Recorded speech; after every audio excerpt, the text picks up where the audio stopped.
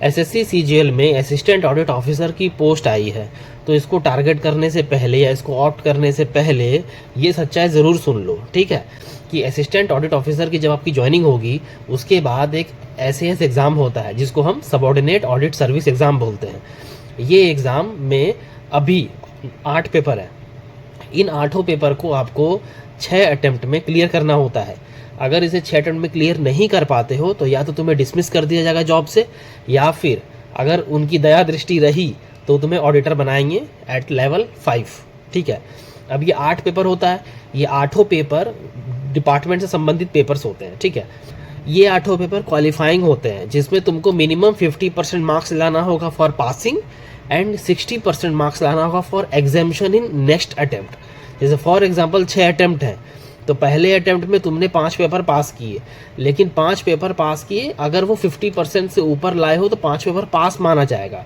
But अगर 60% से ऊपर मार्क्स नहीं है, यानी 60 मार्क्स से ऊपर नहीं लाए हो, तो जब सेकंड अटेम्प्ट दोगे तो उसमें ये पेपर का एग्जामिशन नहीं मिलेगा तुम्हें, समझ गए, वापस से देना पड़ेगा। तो ऐसे समझ लो, मोटा मोटा समझ लो कि 60% मार्क्स हर एक पेपर में चाहिए एसएएस पास करने के लिए। पहले ये 45 मार्क्स पर ही पासिंग था, अब ये 60 मार्क्स कर दिया गया है, ये बात ध्यान में रखना। और ये 8 पेपर तुम्हें 6 अटेम्प्ट में पास करने होंगे। कुछ इंस्टेंसेस ऐसे भी हुए हैं जिसमें डीआरडब्ल्यू जो डायरेक्ट डब्ल्यूज आते हैं वो पास नहीं कर पाए, ठीक है, तो उनके लिए लिमिटेड एसएएस कराया गया।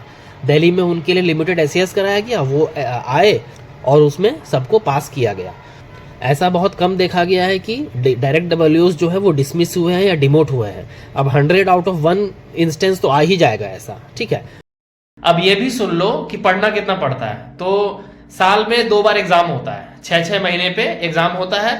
तो जब एग्जाम आता है तो एग्जाम आने के 1 महीना 1.5 महीना पहले से अगर 2 घंटा 2.5 घंटा हम टाइम निकाल के देते हैं तो आराम से क्लियर हो जाता है पेपर्स, ठीक है। बहुत ज्यादा टफ नहीं आता है, मीडियम लेवल का आता है। तो 2 घंटा 2.5 घंटा 1 महीना तक अच्छे से अगर तैयारी करते हैं डेडिकेशन से तो क्लियर हो जाता है। बट इसमें ट्रांसपेरेंसी कुछ भी नहीं है, आंसर की वगैरह कुछ आएगा नहीं। अगर आप फेल करते हो तो आपको ये चीज लग सकता है कि मैं पूरा सॉल्व किया था बट फिर भी मुझे फेल कर दिया, तो ऐसा बस लगता है। उसे फेल या पास करके डिपार्टमेंट को तो कुछ खास फायदा है नहीं। तो बहुत ज्यादा टफ क्वेश्चंस नहीं होता है, मीडियम लेवल के क्वेश्चंस होते हैं। एवरेज बच्चा भी इसको क्लियर कर लेता है, मैक्सिमम बच्चे क्लियर कर लेते हैं, ऐसा कोई दिक्कत वाली बात नहीं है।